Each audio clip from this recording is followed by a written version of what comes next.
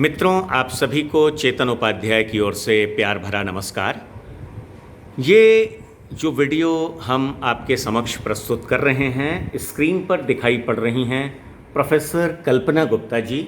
आप गृह विज्ञान विभाग की अध्यक्षा हैं, एचओडी हैं, होम साइंस डिपार्टमेंट की, काशी हिंदू विश्वविद्यालय में, एमएमवी में, हाँ, महिला महाविद्यालय में। तो बस आपने परिचय दे दिया, जी मुझसे मत जी परिचय जी, दिलवाइए। आपका विषय क्या है? ह्यूमन हाँ, मेरा विषय है डेवलपमेंट, हाँ, मानव विकास, ह्यूमन डेवलपमेंट। Human development. जी जी। एक सवाल था कल्पना मैम, आजकल की जो ये जो उम्र चल रही है, जो एरा चल रहा है, रादर हमने कहना चाहिए, जो ये युग चल रहा है, इसमें एक तो जनसंख्या विस्फोट बहुत हो गया और संसाधनों की मारामारी बहुत हो गई, और बच्चों पर ध्यान चूंकि पेरेंट्स ने कम दिया तो बच्चे भी कई बार बिगड़ गए, आउट ऑफ कंट्रोल हो गए। और वही बच्चे जो खुद के साथ नहीं रह सकता, ओशो जी ने इस बात को कहा है, कृष्णमूर्ति जी भी इसी बात को कहते थे। तो वो कोटेशन ये है कि जिसने भी कहा वो आप चेक कर सकते हैं कि जो खुद के साथ नहीं रह सकता वो दूसरों के साथ भी नहीं रह सकता। तो मेडिटेशन का अभाव है, ध्यान का अभाव है, और सच्चाई को नापने के लिए जो ध्यान शक्ति होती है, दावे तो बहुत होते हैं लेकिन धोखा बहुत इंसान खा रहा है। कथित तौर पे ध्यान शक्ति से युक्त लोग भी समाज में धोखा खाते हैं। बताया कुछ जाता है कि लड़का ये है वो है, इंसान विश्वास भी कर लेता है और बाद में पता चलता है कि लड़का तो ऐसा ही नहीं है, और फिर दूरियां बन जाती हैं, तलखियां बन जाती हैं। और आज के ज़माने में चूँकि लड़की भी जागरूक हो गई है, शिक्षित है, जागरूक है, 1090 की सेवा है, फ्री सेवा, आपात सेवा, पुलिस की, यूपी पुलिस की 1090, पूरे देश के लिए भी सेवा है पुलिस की, और अन्य माध्यमों से भी, ट्विटर से, फेसबुक से जागरूकता इतनी बढ़ गई है कि लड़की तुरंत उस दहशत भरे माहौल को वो रिजेक्ट कर देती है और वो बगावत कर देती है। कई बार आत्मसम्मान की खातिर दोनों पक्ष अलग हो जाते हैं और चलती रहती हैं चीज़ें।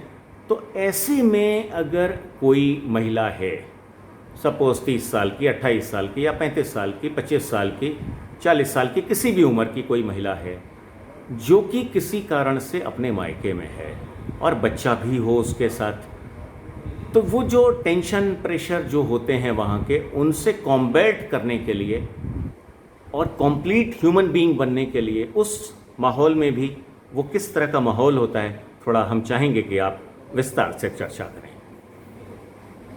इस संदर्भ में सबसे पहले मैं, जो लड़की किसी परिस्थितियों का शिकार हुई है कि उसका व्यवहार बताया कुछ गया और वास्तव में कुछ निकला, जिसके कारण उनके वैवाहिक जो सामंजस्य है समायोजन नहीं हो पाया और वो अपने पति को छोड़कर आत्मसम्मान के लिए या अन्य कारणों से अपने माता पिता के घर आ जी।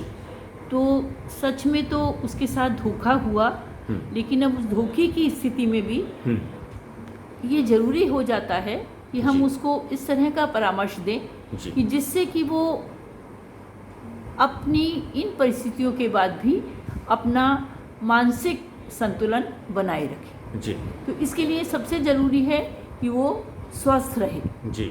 और स्वस्थ रहने के लिए उसे, अगर वो अपना आहार छोड़ देती है, अपनी सामान्य गतिविधियों को नहीं करती है, तो जिसके कारण वो बार बार बीमार होगी और बीमार होने के साथ उसका डॉक्टर के साथ या चिकित्सा पर जो है वो व्यय बढ़ जाएगा और ये उसके पेरेंट्स के लिए एक अतिरिक्त भार के रूप में होगा। और उस स्थिति में और भी अधिक, जब अभिभावकों की आर्थिक स्थिति भी बहुत अधिक सुदृढ़ नहीं है, तो मैं उस लड़की को ये समझाना चाहूँगी कि ठीक है, परिस्थितियाँ आपके विपरीत रहीं, लेकिन उन परिस्थितियों में भी यदि आप अपने पेरेंट्स के साथ आ गई हैं तो आप पहले अपने स्वास्थ्य पर ध्यान दीजिए, अपने आप को व्यस्त रखिए।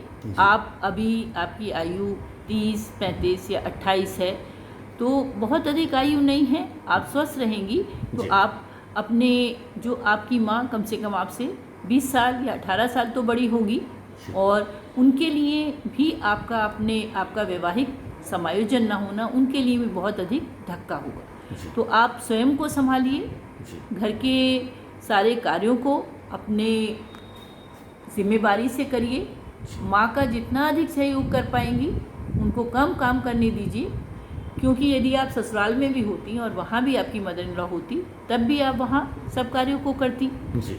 तो एक और तो आप पहले स्वयं के स्वास्थ्य पर ध्यान दीजिए, फिर अपने और अपने माता पिता भाई जो परिवार के सदस्य हैं उनकी उत्तरदायित्वों को संभालिए। इसके साथ ही जो आपकी 3 साल की बच्ची है, आप उसकी देखभाल अच्छे से करिए, क्योंकि यहाँ पर उन्हें 4 साल की, हाँ 4 साल की बच्ची है, उसकी देखभाल करिए, क्योंकि आपको अपनी माँ की और पिता दोनों की भूमिका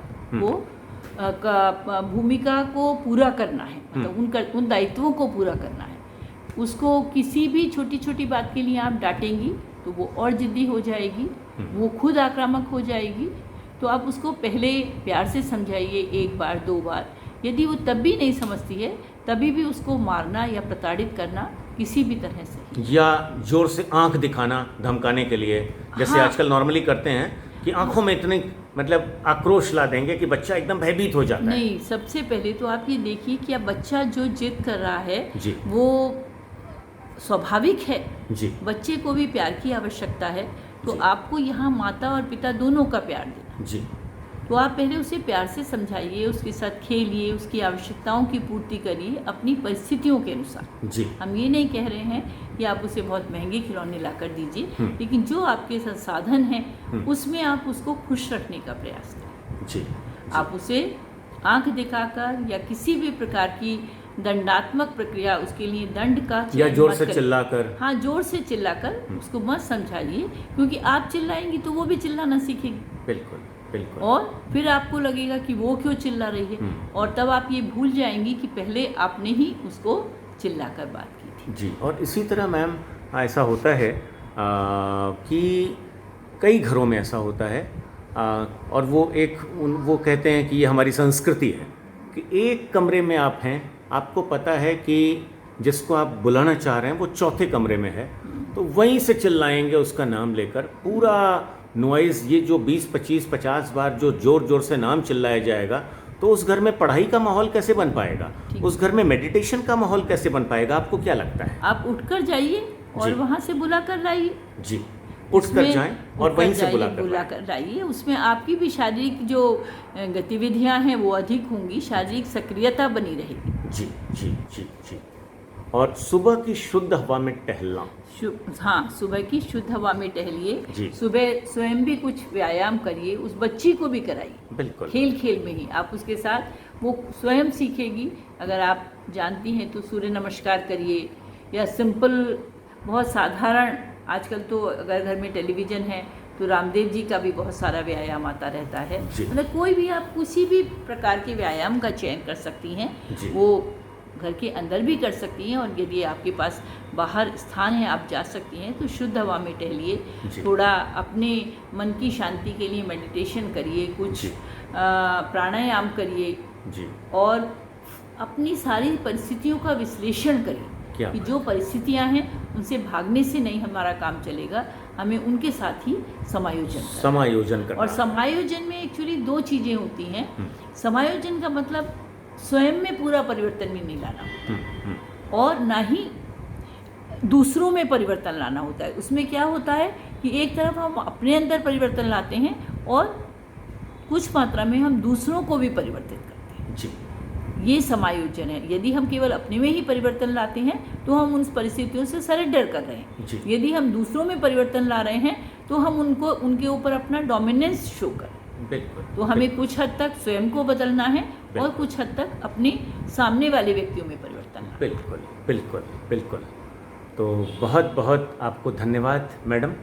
और मैं तो आपको बहुत अधिक धन्यवाद देना चाहूँगी चेतन उपाध्याय जी, क्योंकि मैं आपको जितना जानती हूँ आप एक बहुत उच्च स्तर के सामाजिक कार्यकर्ता हैं। सब आपका आशीर्वाद। और उसके लिए आपने अपना जीवन, अपना सब कुछ त्याग दिया है, चाहे वो ध्वनि प्रदूषण को रोकना हो, चाहे आप जो इस विषय में हम लोग बात कर रहे हैं, ये भी आप एक किसी पूरे परिवार को फिर से सामान्य जीवन यापन करने के लिए प्रेरित कर रहे हैं। ऐसे कई परिवार हैं हिंदुस्तान में जहां टकराव है। मैं आपके इस प्रयास की बहुत प्रशंसा करना चाहूँगी कि आपका ये कार्य बहुत सराहनीय है। बहुत बहुत हृदय से साधुवाद, बारंबार साधुवाद। धन्यवाद प्रणाम। सत्येन उपाध्याय जी।